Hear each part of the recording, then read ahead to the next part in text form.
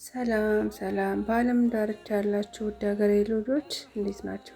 ዛሬ የማሳያችሁ ደግሞ ቀለልና ፈጠን ያለ በቤት ውስጥ የምናዘጋጀው ቶሎ የሚደርስልን የካሮትና የሰናስፉር አዘገጃጀት ነው፣ ሾርባ ማለት ነው።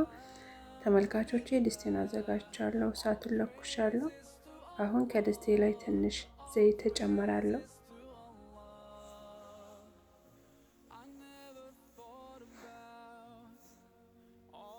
አሁን ያዘጋጀሁትን ሰናስፉር ድስቴ ላይ ጨምረዋለሁ።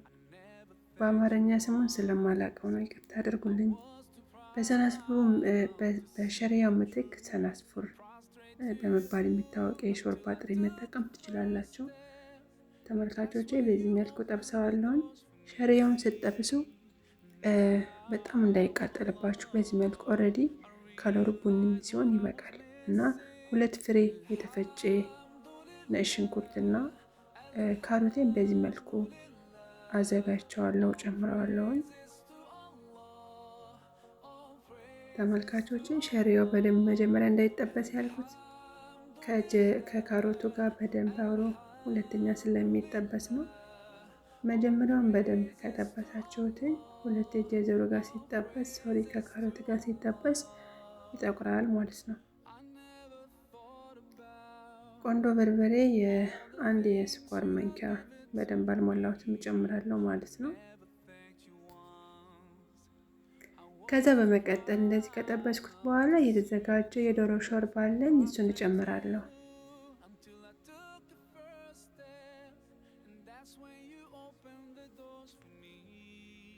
ተመልካቾቼ ሾርባዬን ጨምሬያለሁ። እሳቱን በመጨመር በደንብ እስከሚፈላ ጠብቀዋለሁ። በደንብ ከፈላልኝ በኋላ እሳቱን በመቀነስ ለተወሰነ ደቂቃ ቀስ ብሎ እንዲበስልልኝ አደርጋለሁ።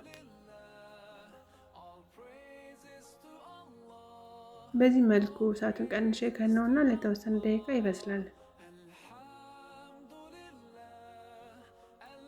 አሁን እየበሰለ ነው። ያዘጋጀሁት 2 ቃሪያ አለ፣ እሱን እጨምራለሁ። ስፓይሲ የማትፈልጉ ያለ መጨመር ትችላላችሁ። ጨው ጨምራለሁ።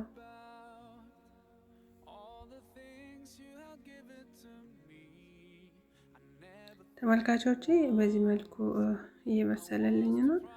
አማስለውና አሁን ወደ መጨረሻ ላይ ቅቤ ጨምርበታለሁ።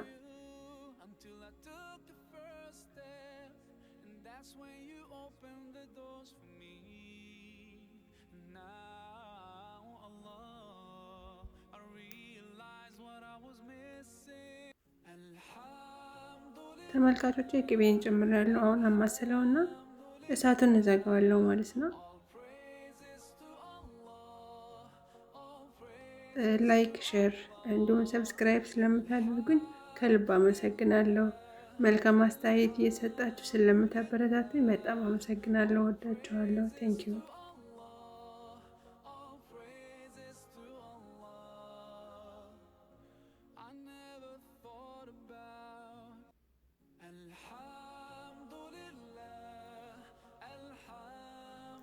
ይህን ይመስላል ተመልካቾቼ። በጣም ጣፋጭና ቀለል ያለ ሾርባ ነው። አመሰግናለሁ።